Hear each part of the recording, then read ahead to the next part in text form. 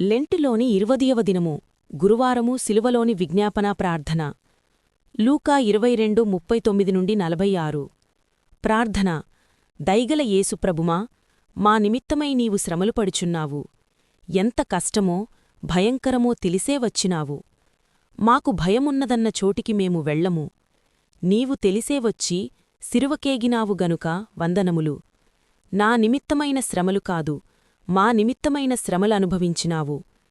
నీ శ్రమల గొప్పతనము, మహిమ, ఉపకారము ఈ మూడునూ గ్రహించే మనోనిధాన ధ్యానము దయచేయుము. ఒక బోధకుడు అంతా బోధించి శిలువ బోధించకపోయినట్లయినా అంతా సున్నే.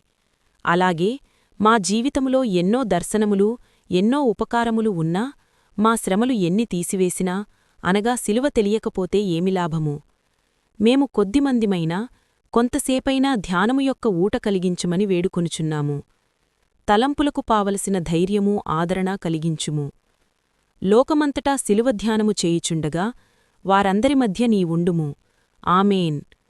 ప్రభువు యొక్క శ్రమలు అనేకులు విచారముతో చేయుదురుగాని మన శ్రమలు, శిక్షలు భరించుటకు ఆయన చేసెను గనుక మనకు సంతోషము. ఆయనకు విచారము. ఒకరు ఒక బోధకుని చూచి ఏమి బోధించవెళ్ళుచున్నావు అని అడిగెను. అందుకా బోధకుడు ఫలాని వాక్యము బోధించుచున్నాను అన్నప్పుడు ఆ ప్రశ్నికుడు నీవు వాక్యము అంతా బోధించి శిలువ చెప్పకపోతే అంతా వృధా అని చెప్పెను. మన శిక్షలు, పాపములు, భారము ఆయన తనమీద వేసుకున్నాడు. పునరుత్థానము ఉపయోగమేగాని శిలువ ఎక్కువ ఉపయోగము. ధ్యానము ప్రభువు మన కొరకు పడిన శ్రమ.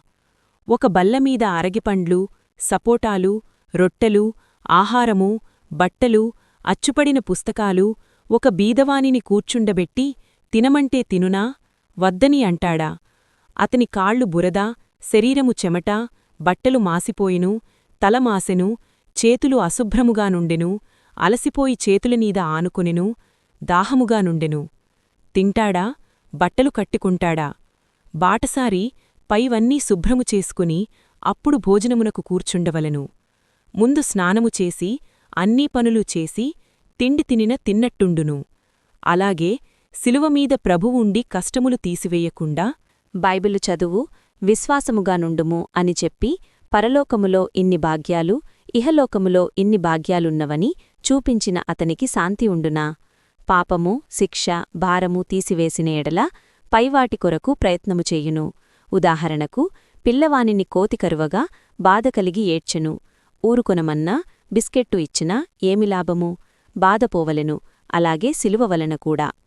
ఒకరు మోక్షలోకము గురించి అంతా విని అవన్నీ కూడా ఇన్ని బాధలు, కష్టాలు ఉంటే చచ్చిన తరువాత ఏమగుదుమో అనెను. ఆయన శిలువమీద అన్నీ తీసివేసినా పరలోకములోని మహిమ, భూలోకములోని మహిమ వినగలరు.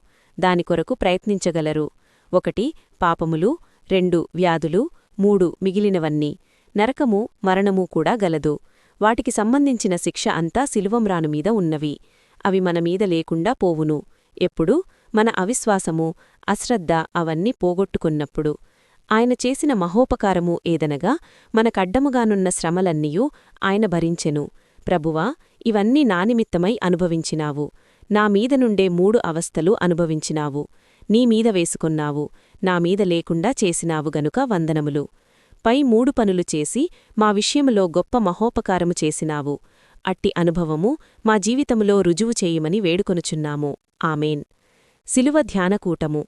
ధ్యానకూట ఉద్దేశమేమనగా ప్రభువు మనకు ఏమి తలంపు కలిగించునో అనేది. ప్రార్థన కాదు, మనము మాట్లాడుట కాదుగాని ఒక ధ్యానాంశము కలిగి ఉండుట మంచిది.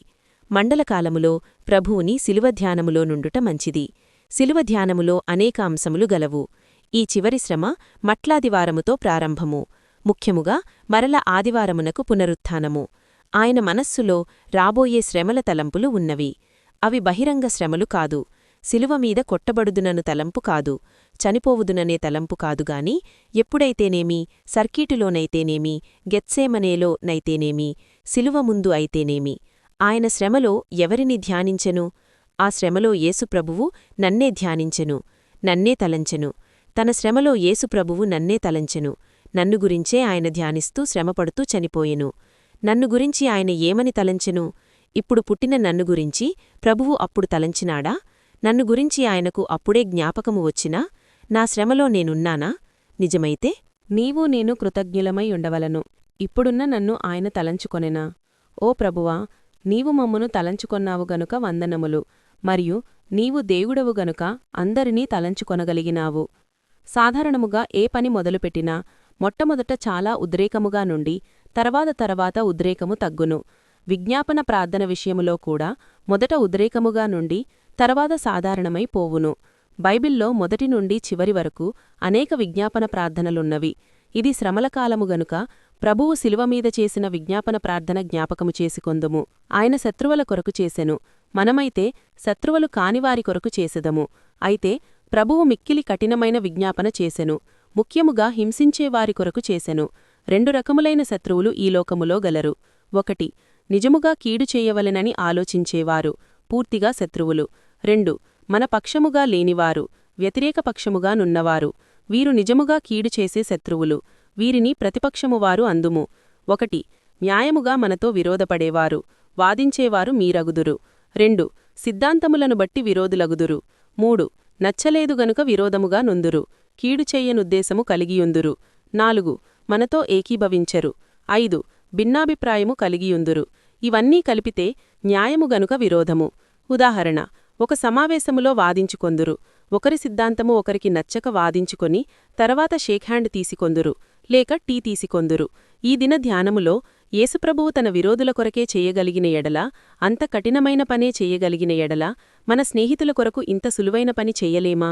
ఇది జ్ఞాపకముంచుకొని ఎవరిని గురించి ప్రార్థించుచున్నామో వారిని జ్ఞాపకముంచుకొని చేయవలను.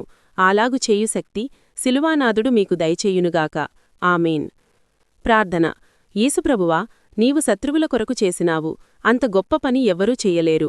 అనేక భక్తులు చేసినారుగాని వారు మనుష్యత్వముతో చేసిరిగాని నీవు దైవత్వముతో చేసినావు గనుక నీ పని ఎవ్వరూ చెయ్యలేరు. 1 శ్రద్ధ జాలితో చేసే మనసు.